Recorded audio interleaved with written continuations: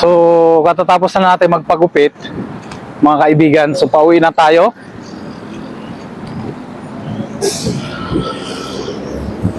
Kahit matanda na tayo, pero alaga pa rin natin yung sarili natin.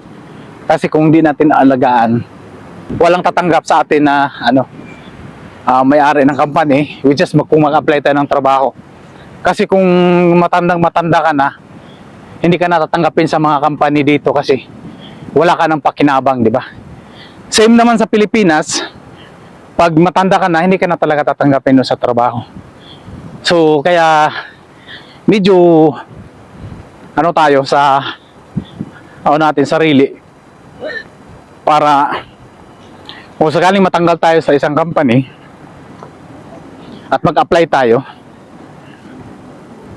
matanggap din tayo kaagad dahil sa physical appearance natin na hindi pa naman tayo masyadong matanda talaga tignan.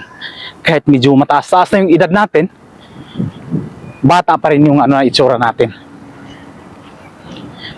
So, mainit pa rin dito mga kaibigan. Dito tayo sa may lilim-lilim ng konti.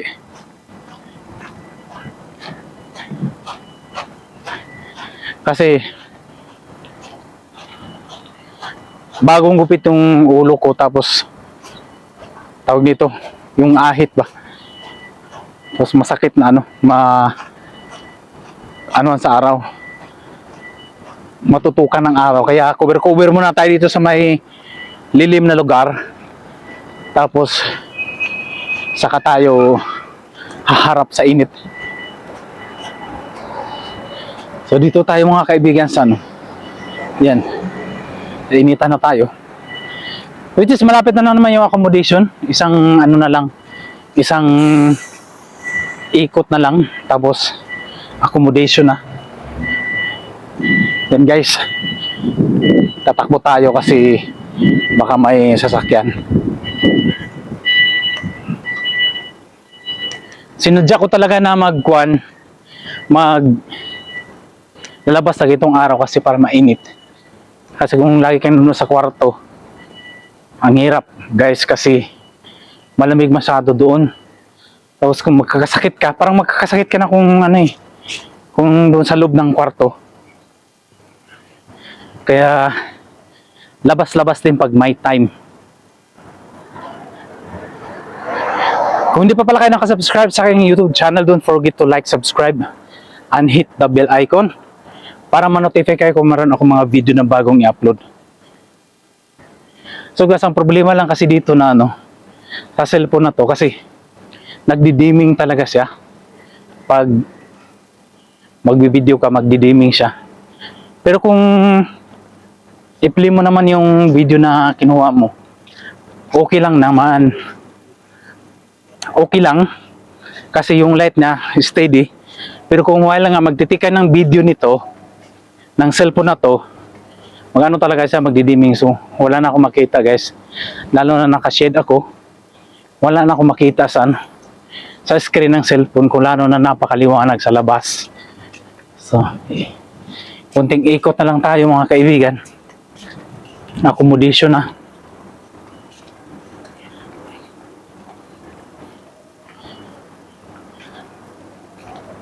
Kaya bumili ako ng ibang isang cellphone kasi para nga dito sa nagdi-dimming, pero ganun din naman pala.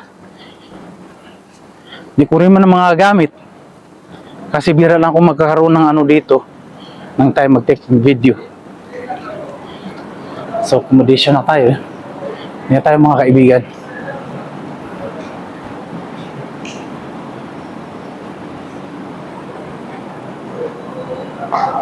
Yeah.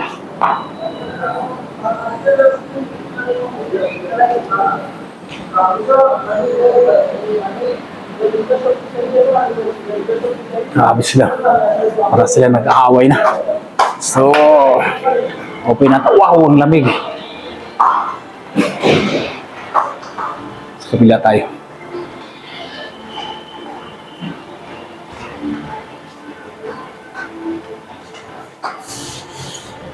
Santay na tayo ng elevator mga kaibigan. Oh, napakainit. Ito pala yung sunglass ko na to, nabili ko to sa TikTok sa Pilipinas. Nagkahalaga siya ng 100 plus. So folded siya kaibigan. Dito na tayo sa director, so scan na tayo. Folded siya.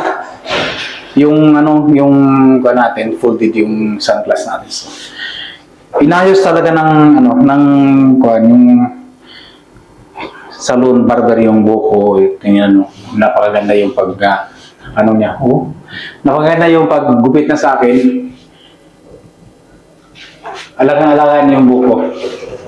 Sige, so much for that mga kaibigan. Papasok na ako sa room kasi natutulog pa yung mga kasama ko doon. Samantalang tayo nagliliwalag tayo. Bye bye, God bless. See you on my next video.